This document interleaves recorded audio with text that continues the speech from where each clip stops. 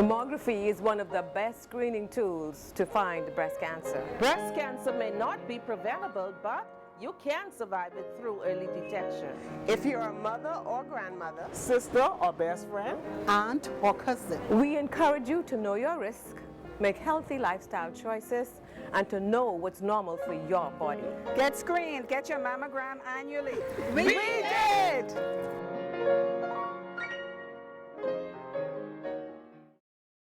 The commissioner contradicts a minister's recent rape comments. An F&M senator throws jabs at contenders in the deputy leadership race, plus a look at PHA's Ebola procedure report. Those stories and a whole lot more on the way. I'm Monique Toot and NB12 starts now.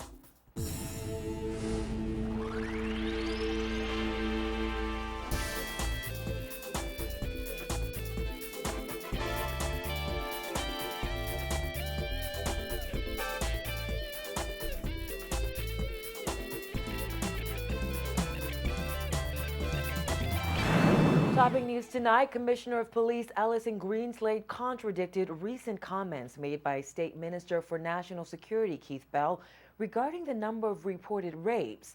Days after Bell told reporters there was a recent spike in rapes, Greenslade said he is disturbed and surprised by the alarm sounded over rape incidents. Kyle Joaquin reports.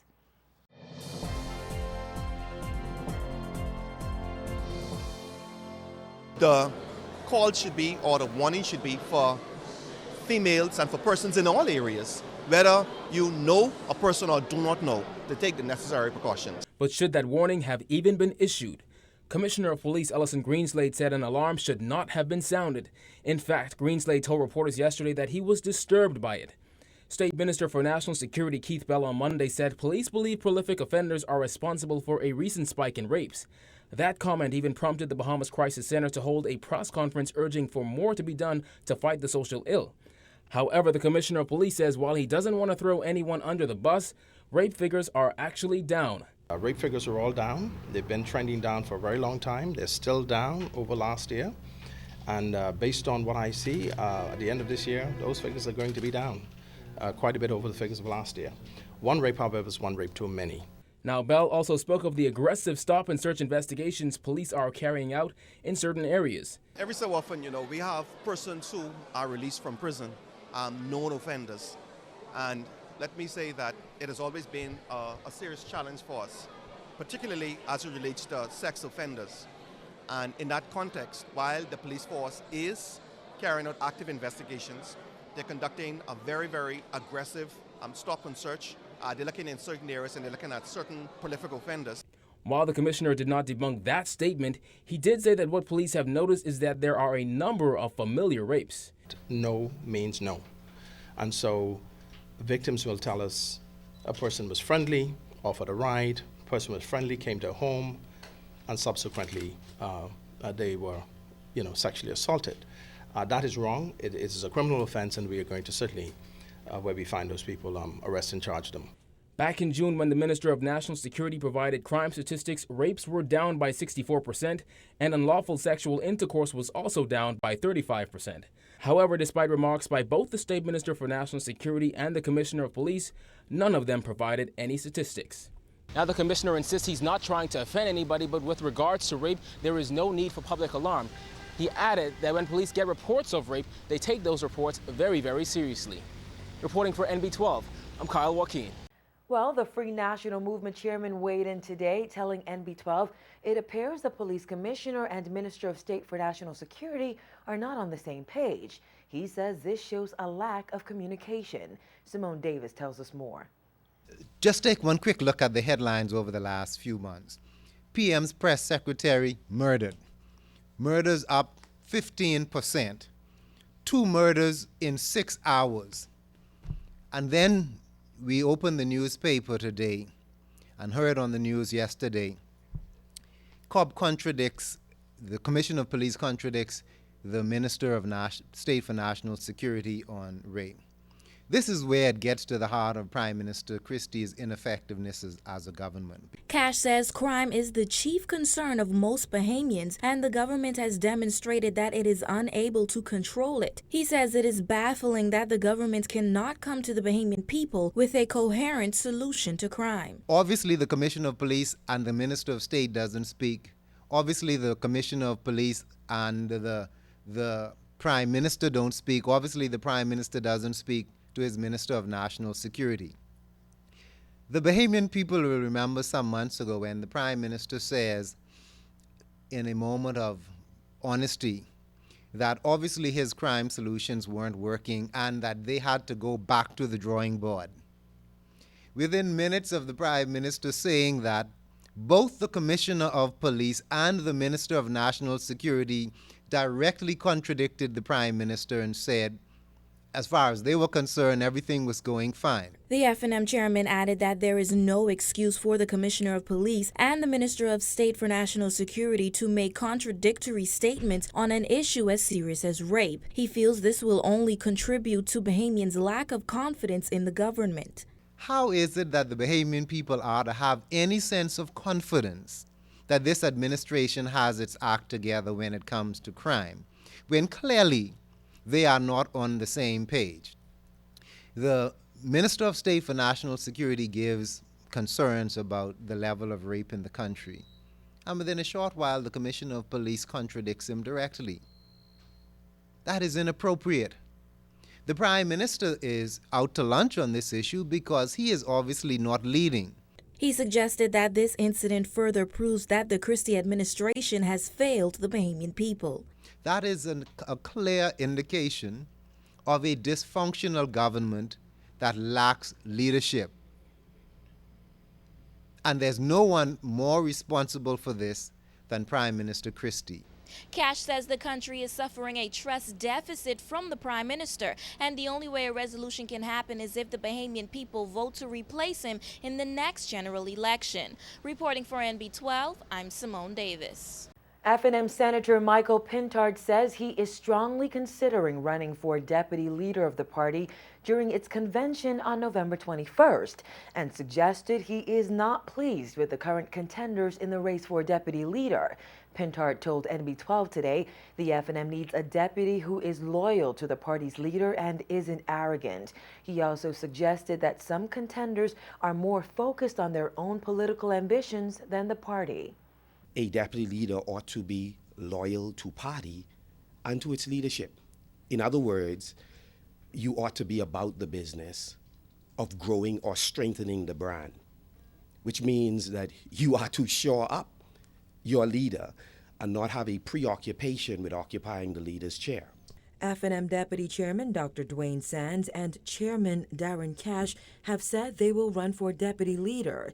However, Pintard says there are several qualities that persons should bring to the deputy leadership race that he hasn't heard yet from the current contenders. Those that offer for deputy leader ought to have a clear track record of having performed in any previous position that they would have held in the organization. And fourthly, there ought to be humility. In other words, if we're going to be successful in the general election, those that offer must be able to connect with the general population. In order to connect with the general population, one ingredient is detrimental, and that is arrogance. This population have passed the point where they are enamored by personalities. Pintard, who supports F&M leader Dr. Hubert Minnis, says the F&M also needs a deputy with a clear understanding of national issues and demonstrates loyalty even when they disagree with their leader.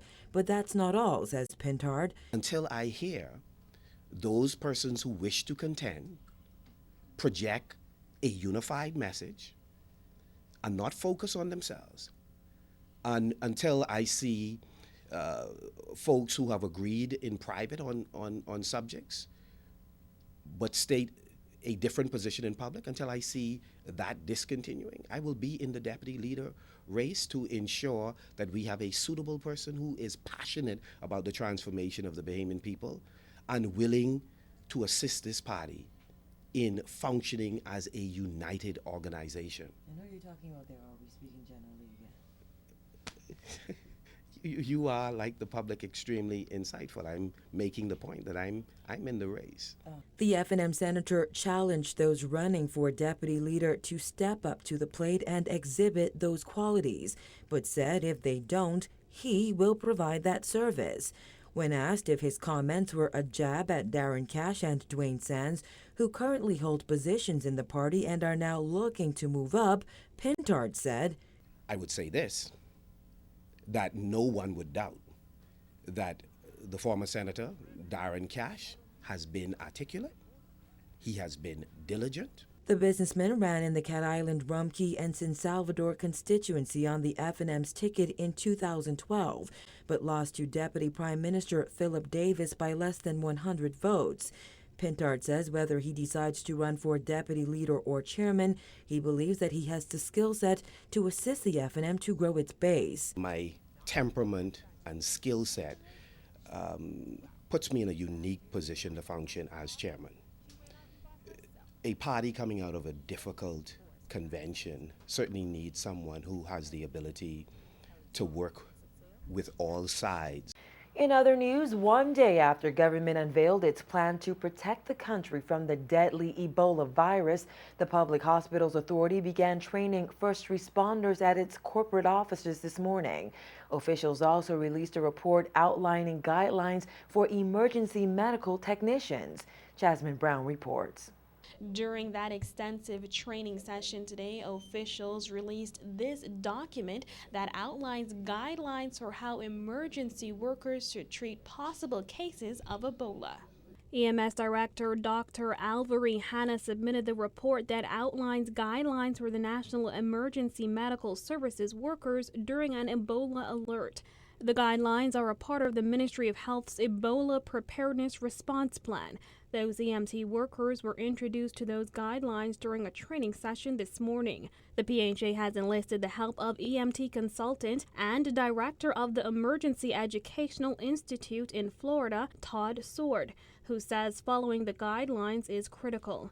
He says given the country's many ports of entry, no matter how prepared the country is, the threat of Ebola will have to largely depend on honesty of travelers. It's really going by the honesty of the people that are coming in, what they have been possibly exposed to, and then how are they feeling when they come in. Still, Sword insists having the proper system in place is key. There's always, risk involved at all times. It really, doesn't matter. But the thing is that looking at how can we best prevent it 99.9%. So by education and showing them how to do it, that's our goal. The report highlighted the seriousness of the Ebola virus that has killed nearly 5,000 people, mostly in West Africa. It is the world's worst recorded outbreak of Ebola. According to the guidelines, all calls coming into the emergency dispatch center with suspected cases of Ebola will be labeled as ID alerts, short for infectious disease alerts. Also included in the 11 guidelines is the fact that the Ministry of Health has named the Foxhill Clinic as the designated location for extended isolation and management of Ebola cases. It added that designated isolation facilities are currently being determined in Grand Bahama and the Family Islands. The guidelines warned that Ebola patients that require advanced care should be transported to the designated isolation room of the Emergency Department of PMH. Sword says being proactive is vital and insisted understanding the disease and how to handle it will eliminate the fears associated with it. Education is the key, and it's understanding where it comes from, how it is transmitted, and if someone is experiencing the signs and symptoms, then that's addressed. You don't want to have any panic or hysteria because there's really no need for that because, again, that just causes mass confusion. Training for the emergency medical technicians and ER staff ends tomorrow. Reporting for NB12, I'm Jasmine Brown.